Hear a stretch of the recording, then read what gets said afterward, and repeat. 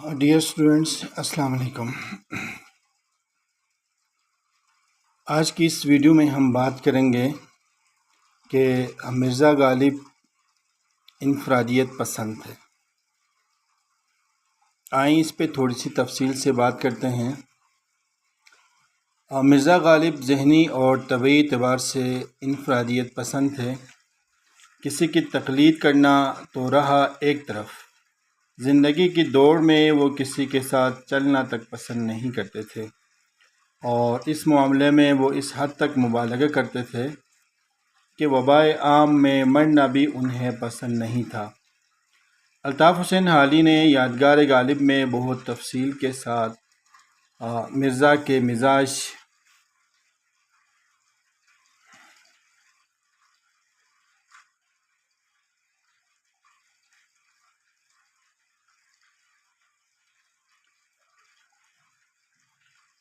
الطاف حسین حالی نے یادگار غالب میں بہت تفصیل کے ساتھ مرزا غالب کے مزاج کے اس رخ پر بحث کی ہے، اور نتیجہ یہ نکالا ہے کہ انہوں نے شاعری میں اسی لیے اپنے واسطے ایک الگ راہ کا تعین کیا اور تمام معاصرین سے الگ اس راہ پر چلتے رہے۔ مرزا کی اس خصوصیت کو الطاف حسین حالی جدت ادا کا نام دیتے ہیں۔ ان کا دعویٰ یہ ہے کہ میر و سودات سے لے کر غالب کے زمانے تک اور خود غالب کے معاصرین اس میں شامل ہیں، تمام شعراء کا طریقہ شعر گوئی یہ رہا کہ وہ قدیم خیالات جو سینکڑوں سالوں سے پہلے فارسی میں اور بعد میں اردو میں مختلف طریقوں سے بنتے چلے آتے ہیں، بہت معمولی سی تغیر کے ساتھ ان کو نئے انداز میں اس طرح پیش کیا کہ ان کی زبان میں تصرف کر کے عام لوگوں کی زبان میں ڈال دیا اور معمولی سا اسلوب بدل ڈالا۔ مگر غالب کے ہاں یہ نہیں، ان کی جدت طبع اور انفرادیت پسندی انہیں ہمیشہ نئے نئے خیال ڈھونڈنے پر مجبور کرتی رہی۔ چنانچہ ان کی شاعری میں ہمیں رنگا رنگی اور بو قلمونی محسوس ہوتی ہے۔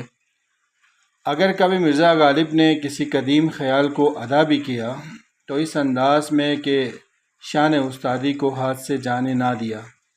غالب کی یہ جدت اور ان کی شاعری میں ہمہ رنگ نئے نئے خوبصورت پھول کھلاتی ہے، اور ان کی شاعری کو پڑھ کر قاری کو ایک عجیب و غریب خوشی و مسرت کا احساس ہوتا ہے، بالکل ویسا ہی جیسا کسی سیاح کو کسی نئے علاقے کو دیکھ کر کہ جس میں حسن فطرت اپنی تمام تر رنگینیوں اور رعنائیوں کے ساتھ جلوگر ہیں۔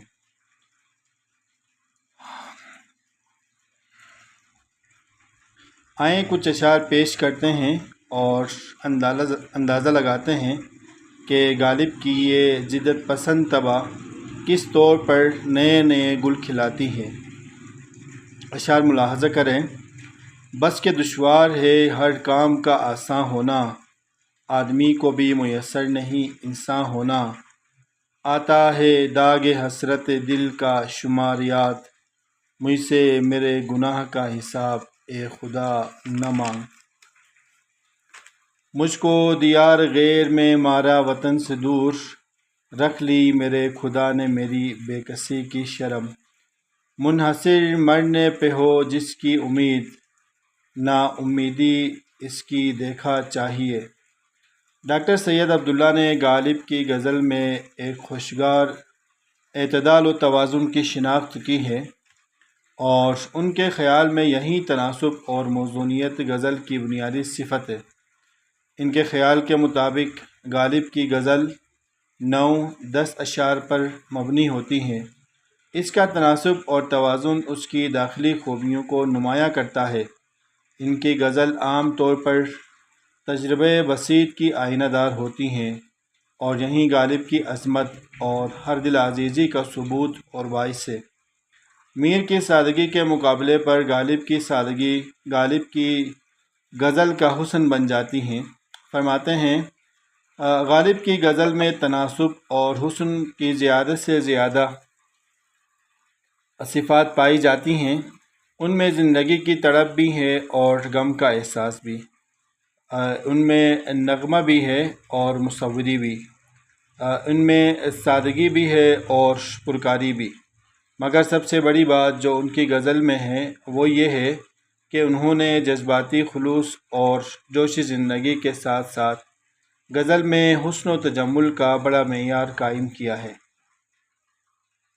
عزیز طلبہ، اس مختصر سی ویڈیو میں یہ بات بتا دی گئی کہ غالب انفرادیت پسند تھے، وہ ذہنی اور طبعی اعتبار سے بھی ایک انفرادیت پسند شاعر تھے۔ امید کرتے ہیں یہ ویڈیو آپ کو ضرور مفید لگے گی اور آپ اس سے ضرور استفادہ کریں گے۔ ابھی تک چینل پہ اگر نئے ہیں یا سبسکرائب نہیں کیا ہے تو سبسکرائب کریں۔ اپنا ڈھیر سارا خیال رکھیں۔ اللہ نگہبان۔